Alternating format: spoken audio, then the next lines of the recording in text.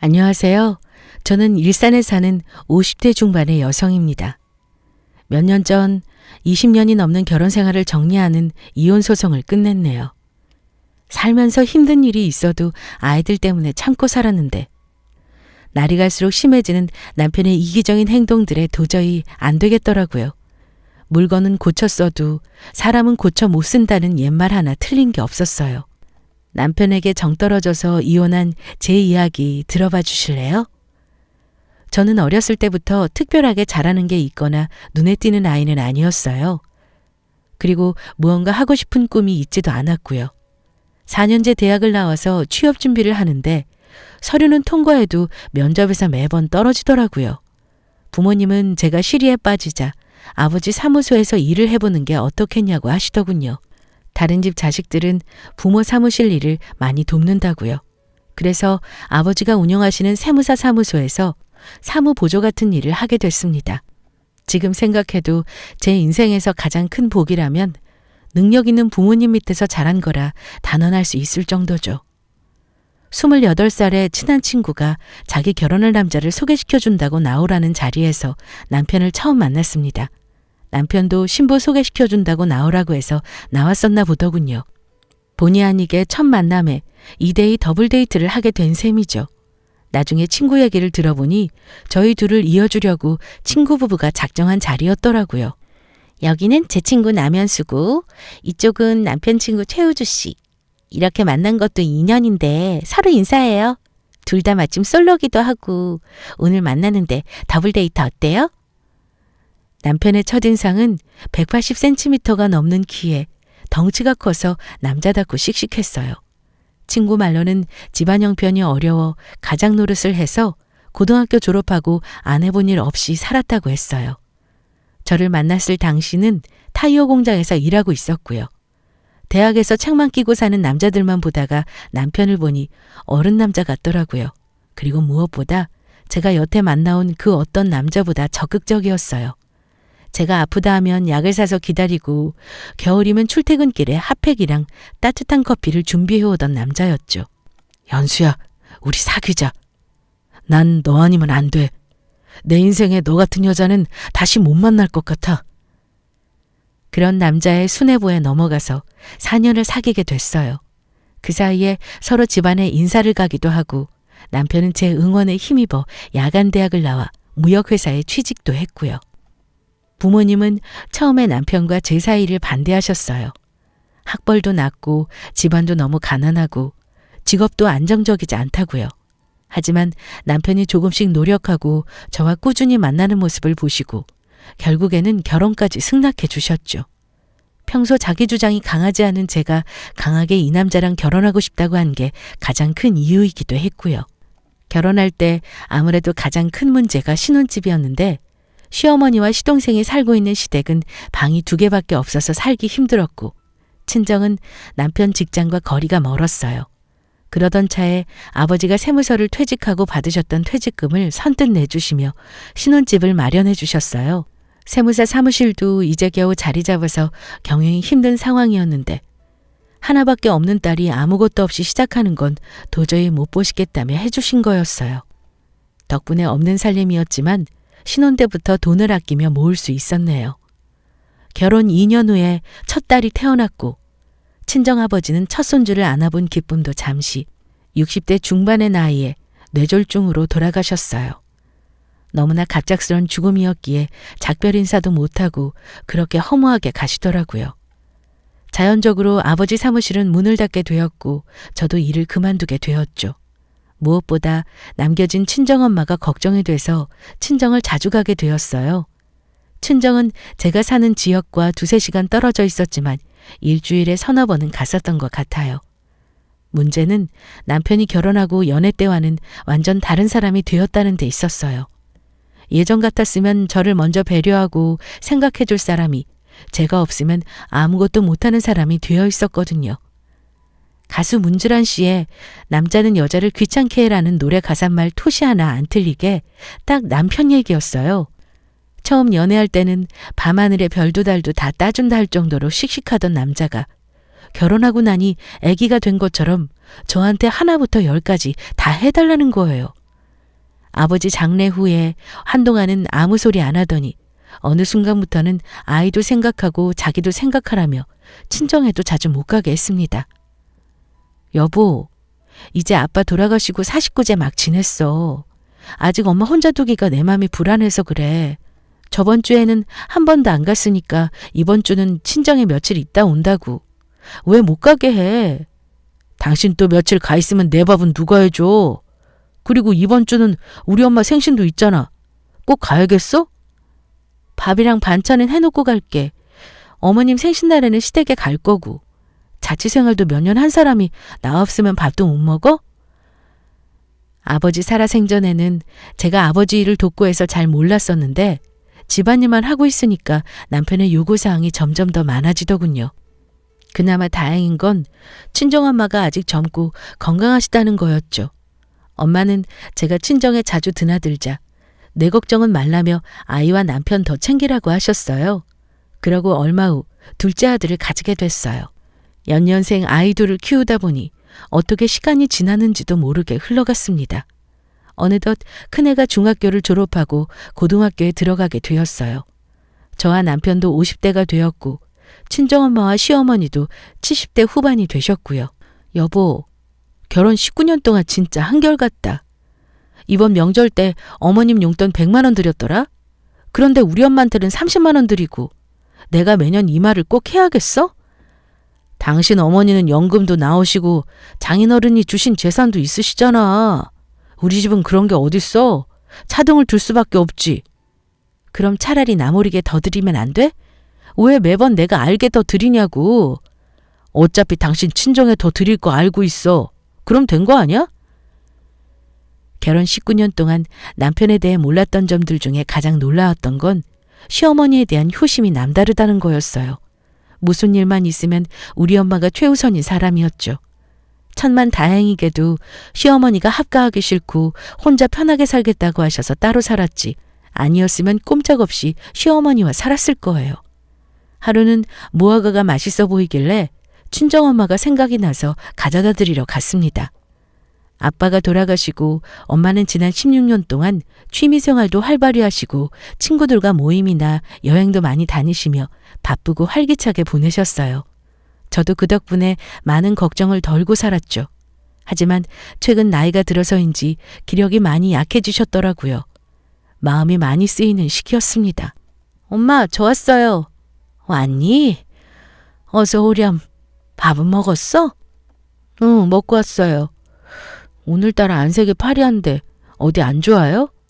그냥 요즘 손발이 저리 타고 뻣뻣하긴 해. 침 맞으러 가야겠네, 우리 엄마.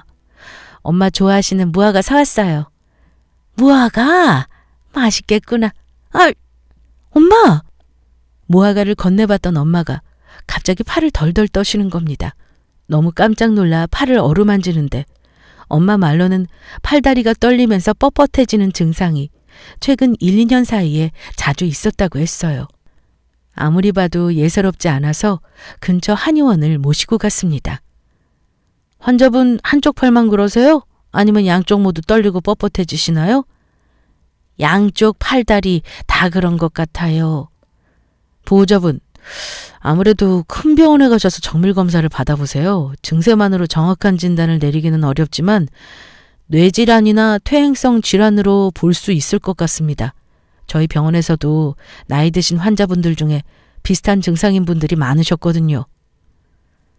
그 길로 그쪽 분야에서 유명하다는 대학병원 전문의를 소개받고 진료 예약을 했습니다. 마침 취소된 예약이 있어서 한 달 안에 진료가 가능하더라고요. 검사 결과 엄마는 파킨슨병을 진단받으셨어요. 치매와 더불어 신경퇴행성 질환의 대표적인 병으로 65세 이상 노인들에게 주로 나타난다고 했습니다. 점점 팔다리가 굳고 거동이 불편해지면서 시간이 지날수록 증상도 심해지고 관리가 까다롭다고 했어요. 심각할 때는 혀까지 굳을 수 있다고요. 엄마는 초기를 넘어서 어느 정도 진행이 된 상태에서 병원에 왔다고 하더군요. 지금 보기에는 멀쩡해 보여도 재활치료나 약물치료를 하지 않으면 일상생활이 불가능할 정도로 급속도로 병이 진행된다고 했습니다. 치매가 같이 올 확률도 보통 사람보다 40%나 높고요. 엄마와 저는 충격적인 소식에 함께 엉엉 울었습니다. 엄마는 명이 닿을 때까지 내 육신 내 맘대로 운신하다가 편하게 죽고 싶었다며 이게 무슨 일이냐며 서럽게 우셨어요. 두 눈이 퉁퉁 붓도록 울고 나서 앞으로 어떻게 해야 할지 상의를 했습니다. 엄마는 외할머니가 돌아가시기 전에 치매기가 있으셨던 걸 기억하고 평소에 요양보험을 들어놓으셨다고 했어요. 치매나 몸을 스스로 활동할 수 없을 때 간병 자금이나 실손 보상 형태로 받을 수 있다고 했습니다. 혹시나 몰라서 젊었을 때부터 장기적으로 보험금을 납부하신 상태라고요. 무엇보다 자식이라고는 저 하나인데 제가 엄마를 모시는 게 맞다는 생각이 들었어요. 병원에 통원 치료도 다니셔야 하고 거동이 불편해지는 병이라서 여러모로 보호자가 필요해 보였죠. 일단 남편과 상의하기로 했습니다. 여보, 엄마 병원 검사 결과 파킨슨병이래. 뭐? 장모님이? 어쩌다가... 그래서 치료는 어떻게 하면 된대? 지금 초기 단계는 지나서 재활치료나 약물치료 적극적으로 하고 지금은 덜 하신데 앞으로 거동을 혼자 못 하실 수도 있어서 내가 옆에서 간호해야 할 것 같아. 그게 무슨 소리야? 당신이 어떻게 간병한다고 그래? 그럼 누가 해? 당신처럼 형제가 있는 것도 아니고 자식이라고 나 혼잔데 우리 집으로 모셔와야지. 뭐? 우리 집으로? 말도 안 돼. 당신 희주 이제 곧 고2 올라가고 무진이도 고1 된다고. 공부하는 애들 둘씩이나 있는데 이 집에서 어떻게 간병해? 애들도 공부 안 될 테고. 그럼 내가 친정에 가서 간병할게. 그건 괜찮지? 여보, 요새 전문 요양병원들 엄청 잘 돼 있는 곳 많아. 의사나 간호사들도 상주하고 있고. 그런 요양병원 알아보는 건 어때? 그게 무슨 말이야? 보호자가 있어야지 그런 곳에 엄마를 방치해두라고? 당신은 하나는 알고 둘은 모르네. 전문 요양병원 색안경 끼고 보지 마. 요새 시설도 최첨단이고 얼마나 체계적인데 알아보고 그런 소리를 해. 친정 얘기만 나오면 반대 의견부터 내는 남편을 알기에 처음에는 요양병원 얘기를 듣고 괘씸해서 저도 큰 소리로 말도 안 되는 소리 하지 말라고 했어요. 그런데 다음에 엄마를 만나러 갔더니 엄마도 파킨슨 전문 요양병원을 알아보셨더라고요. 마침 친정집에서도 멀지 않은 곳에서 1등급 요양병원이 있었습니다. 혹시 몰라서 엄마와 함께 병원을 방문해 봤어요. 자연경관이 좋은 곳에 최신식 시설로 지어진 병원이었습니다. 24시간 의료진이 대기 중이고 장기 입원 환자들을 위해 편의시설이 잘 갖추어진 곳이었어요. 가장 좋은 건 파킨슨 전문이라 모든 문턱이나 걸림이 없이 공간이 마련되어 있고 응급 호출벨이 곳곳에 있었습니다. 내친김에 상담을 받았더니 통합 파킨슨 질병 등급 척도에 따라 병의 진행 정도를 체크해서 한방치료, 재활치료, 명상 프로그램, 영양관리 등을 종합적으로 관리해준다고 하더군요. 엄마도 저도 처음 가본 전문 요양병원의 시설과 프로그램에 감탄은 하고 왔지만 저는 아무리 그래도 가족이 옆에서 보살피는 것과 같을까 하는 의구심이 남는 건 어쩔 수 없었어요. 희주랑 무진이도 고등학생인데 엄마 손길이 얼마나 필요하니? 너도 고등학교 때 내가 매일 도시락 2개씩 싸고 학교 끝나면 데리러 가고 그랬어. 나는 요양병원 들어가는 게 편하기도 해. 매번 어떻게 집에서 병원 통원 다니니? 지금도 걷는 게 힘들 때도 있는데.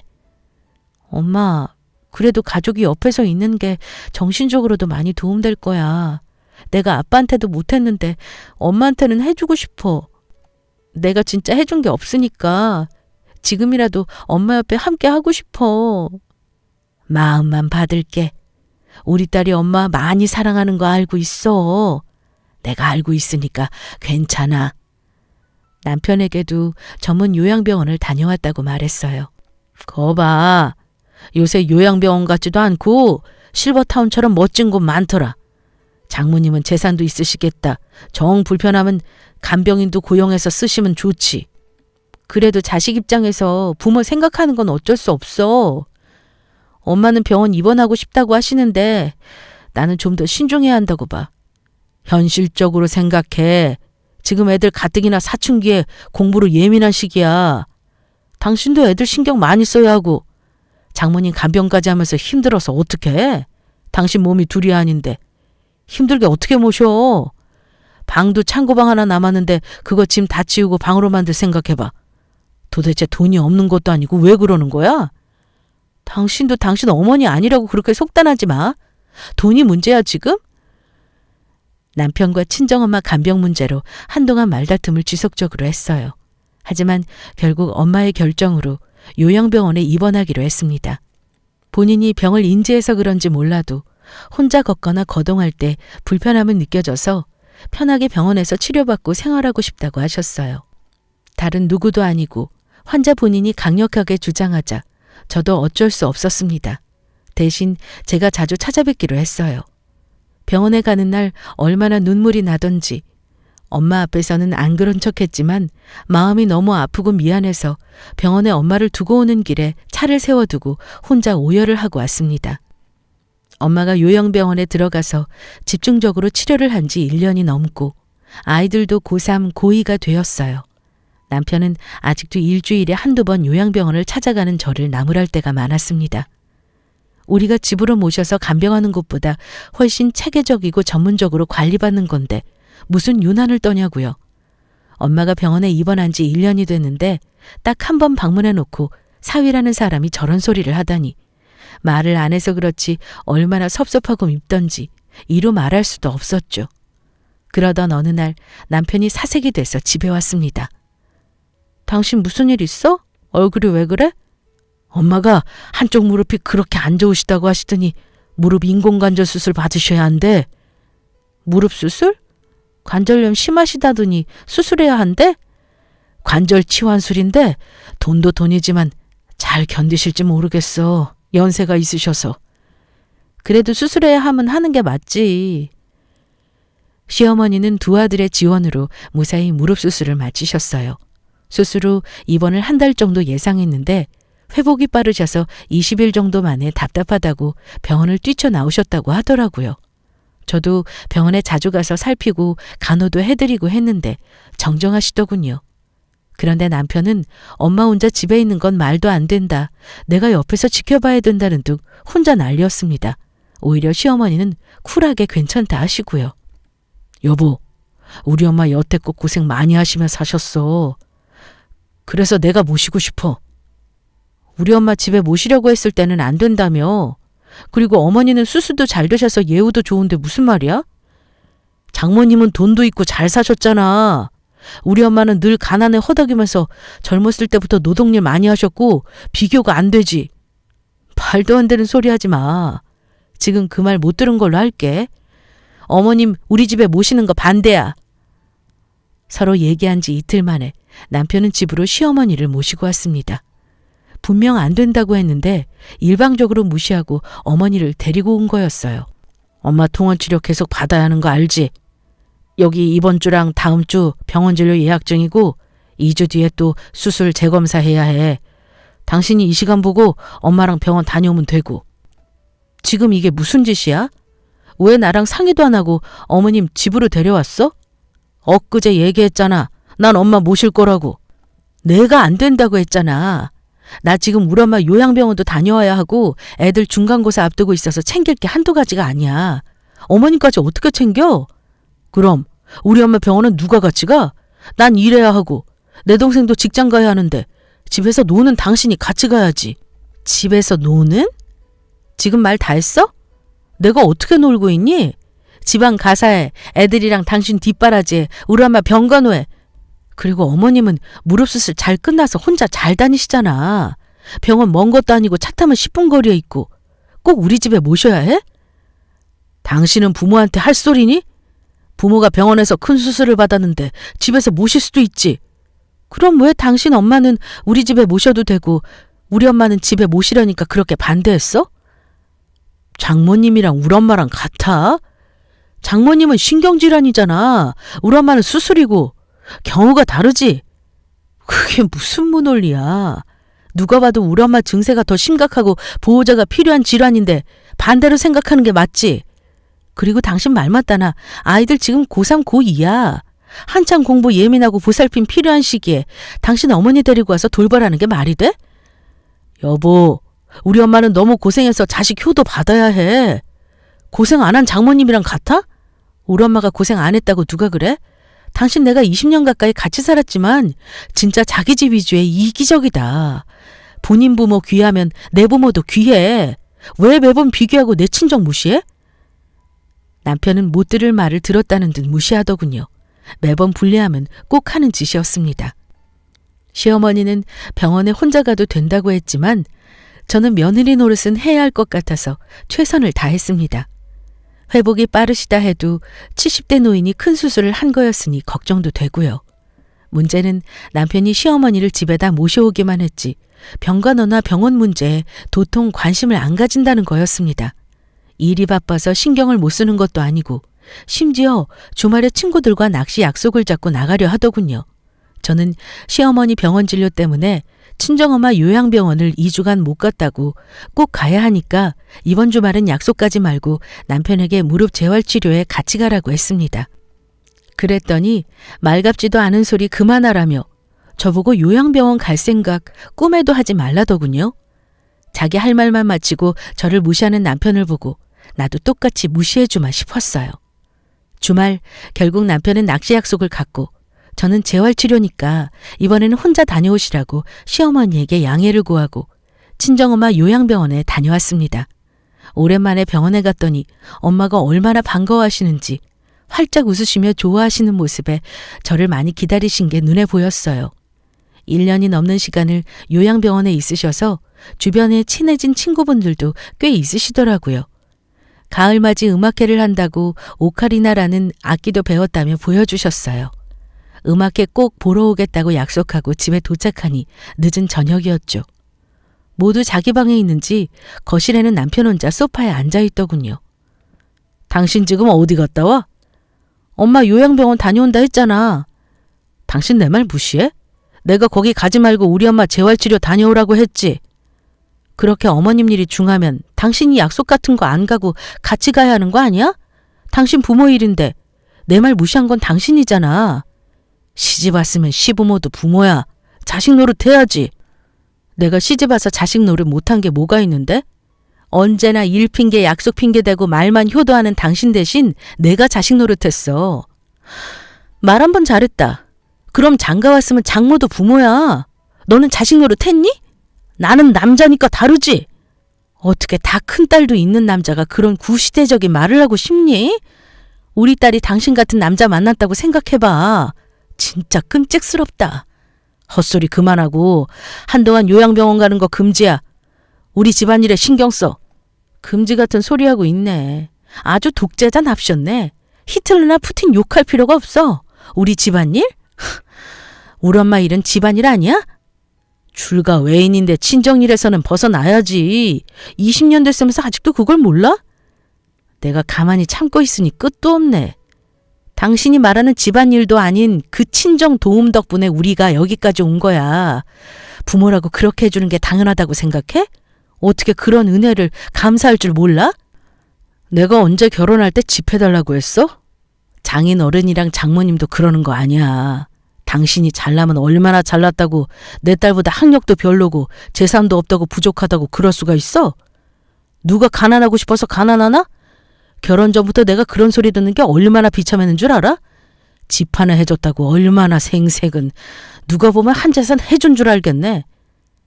당신 지금 선 넘었어. 그럼 그 생색 낸 집에서 당장 나가. 짐 싸줄 테니까. 내가 왜? 네가 나가. 오늘도 그래. 우리 엄마 버리고 너네 엄마만 홀랑 챙기고. 당신 진짜 나쁜 년이야. 알고 있어?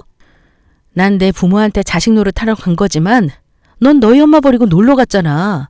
네가 더 못돼 먹은 놈이지. 누구 보고 나쁜 년이래? 어머니 모시고 나가. 그리고 이혼 준비하는 게 좋을 거야. 누구 맘대로 이혼이야? 둘이서 큰 소리로 싸우는 소리를 들었는지 아이들 둘이 2층에서 내려와 저희 부부를 빤히 바라보고 있었어요. 시어머니도 잠에서 깨셔서 들었는지 내가 오래 살아서 별꼴을 다 본다며 남편에게 짐 챙겨서 집으로 간다 하시고요. 남편은 자식들이랑 시어머니 얼굴 보기 민망했는지 얼굴이 시뻘개져서 집을 나갔어요. 평소 같았으면 모두에게 사과하고 마무리를 지으려 했겠지만 남편이 친정부모님 고마움도 모르고 도리어 20년간 열등감을 가지고 찌질하게 굴었다고 생각하니 분노가 올라왔어요. 여태껏 친정 얘기를 하면 뭐든 반대만 하고 챙기지도 않던 행동들이 이제야 이해가 가더군요. 원래 이기적인 인간인 걸 알았지만 도저히 못 참겠다 싶었죠.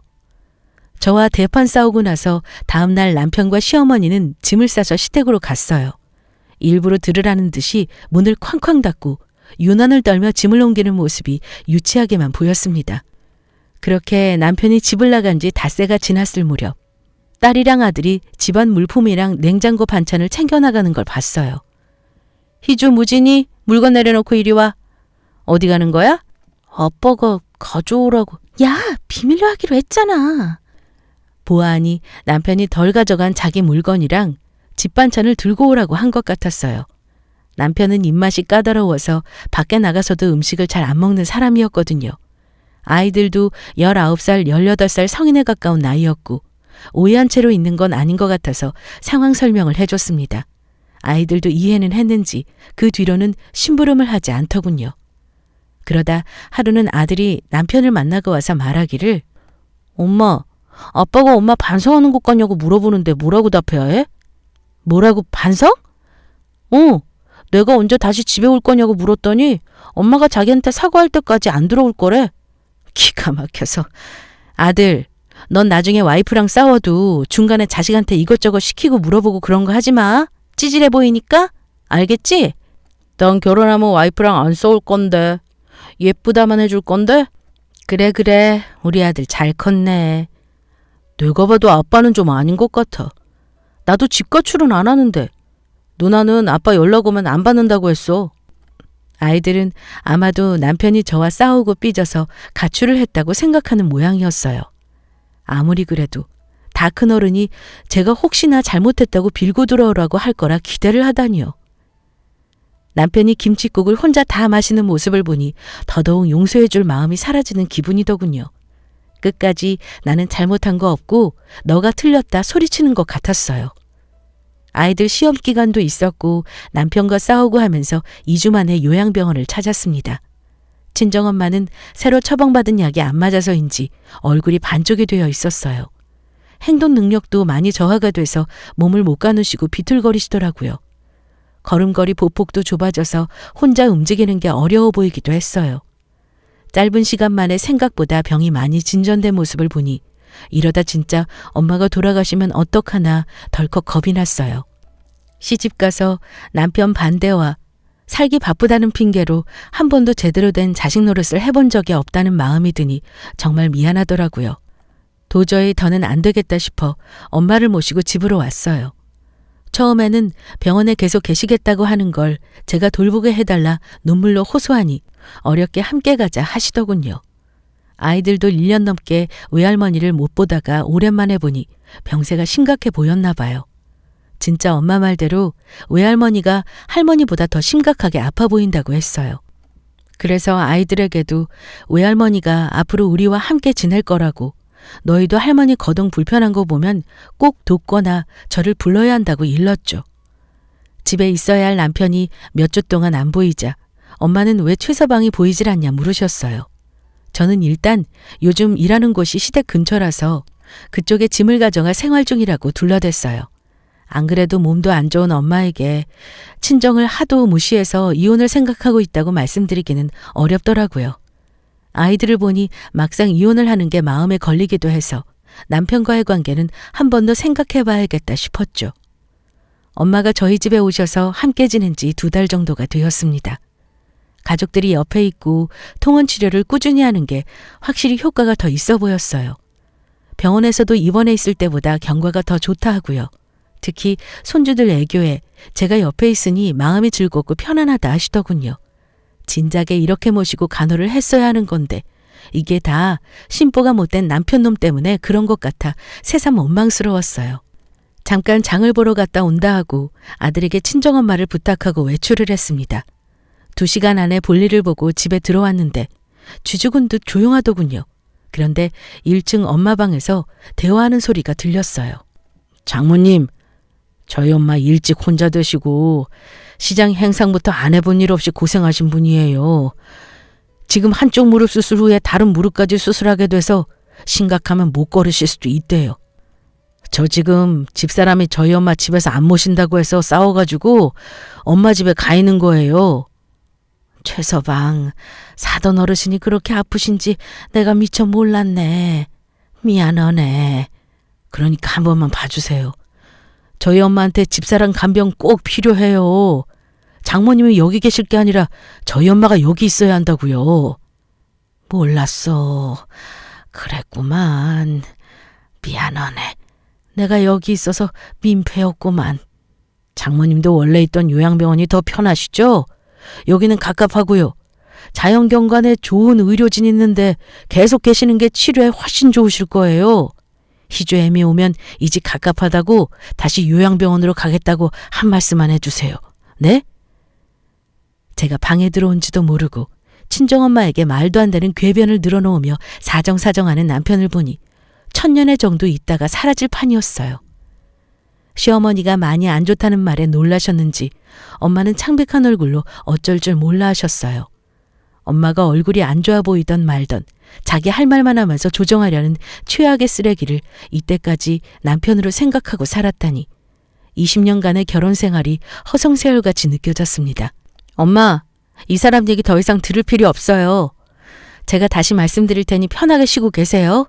놀라실 이유 전혀 없으니까. 남편은 제가 갑자기 뒤에서 불쑥 나와 말을 하자 혼비백산하는 모습이었는데 저는 아랑곳하지 않고 엄마 손을 투닥이며 안심시키고 남편을 끌고 방을 나왔어요. 주거 침입자 아니야? 난 우리 이혼 준비하고 있다고 생각했는데 내 집에는 웬일이야? 우리 엄마한테는 무슨 소설 같은 얘기를 꾸며대서 하는 거야.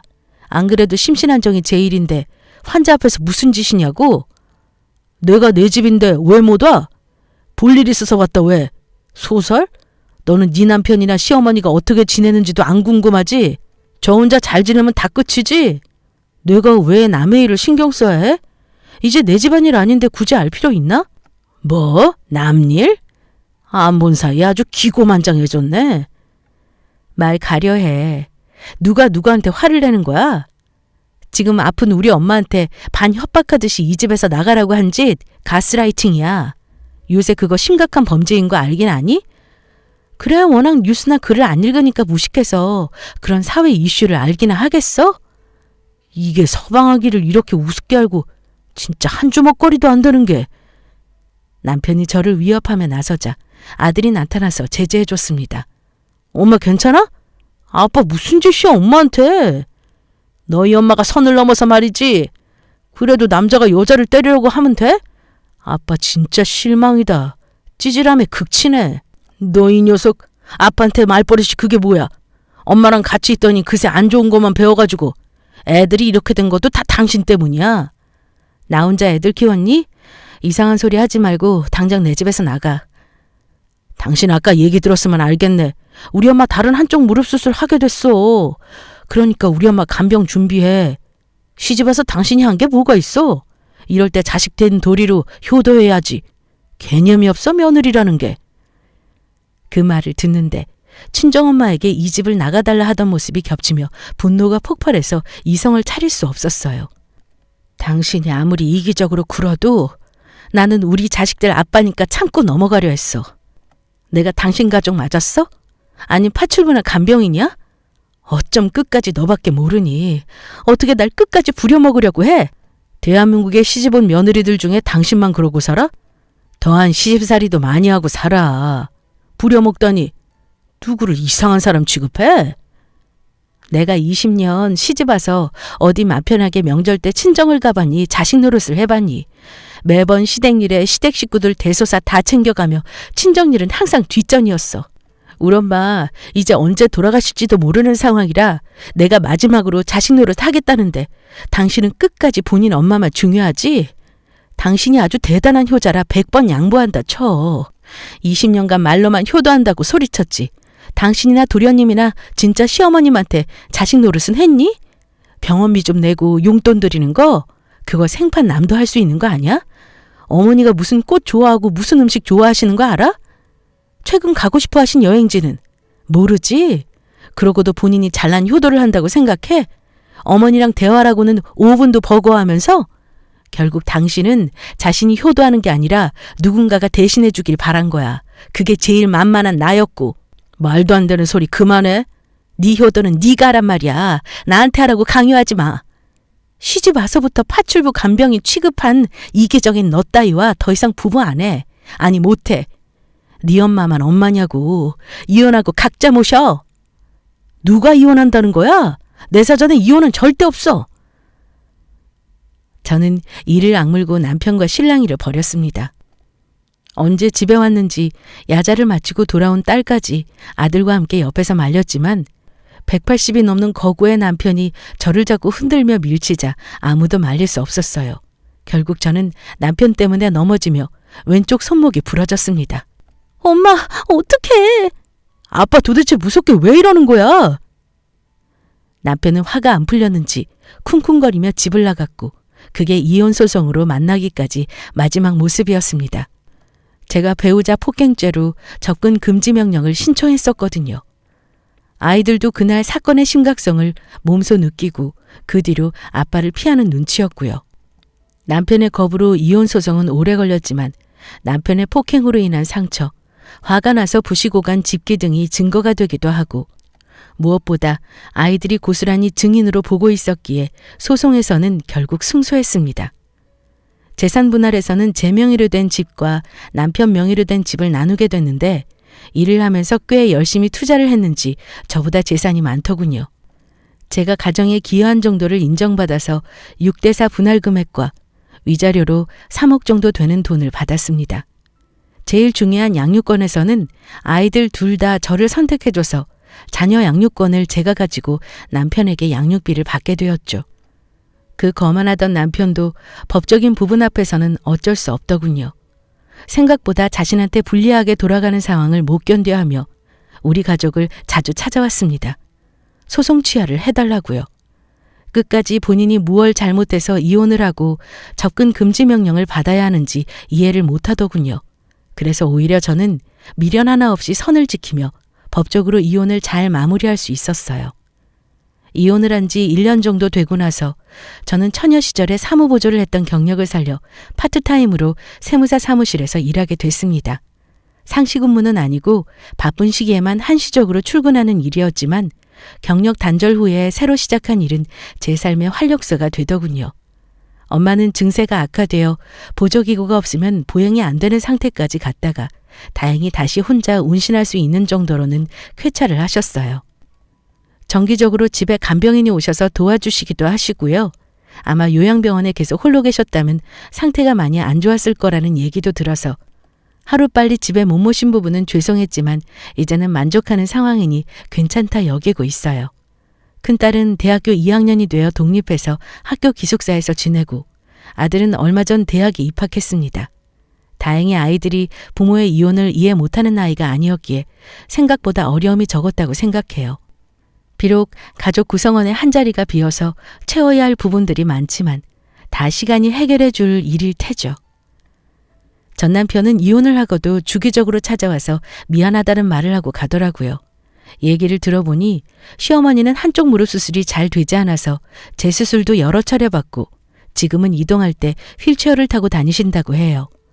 전 남편은 시어머니와 단둘이 살면서 병관을 해보고는 그 수고로움을 했을 제가 참 고생을 많이 했구나 알았다고 합니다. 사람은 자신이 경험을 하지 않으면 이해할 수 없고 알지 못하는가 봐요. 저는 이제 와서 후회하면 뭐 하겠냐고 이제는 안 찾아왔으면 좋겠다고 했어요. 아이들이 보고 싶다면 연락해서 따로 보라고요. 저는 더 이상 이렇게 얼굴 보고 싶지 않고 더 이상 당신 가족 얘기를 듣고 싶지 않다고요. 무슨 미련이 남아서 매번 저를 찾아와 넋두리를 하고 갔는지는 모르겠지만 20년을 최선을 다해 며느리로서 아내로서 보냈기에 저는 오히려 홀가분하네요. 제 얘기를 들어주신 여러분도 가족이라고 당연하게 여기지만 마시고 있을 때 잘 챙겨주세요. 전 남편처럼 가족에게 못한 사람들은 미련이 많이 남고 한이 되나 봅니다. 모든 인간관계는 노력과 수고로움이 필요한 법이니까요. 그것이 사랑이기도 하답니다.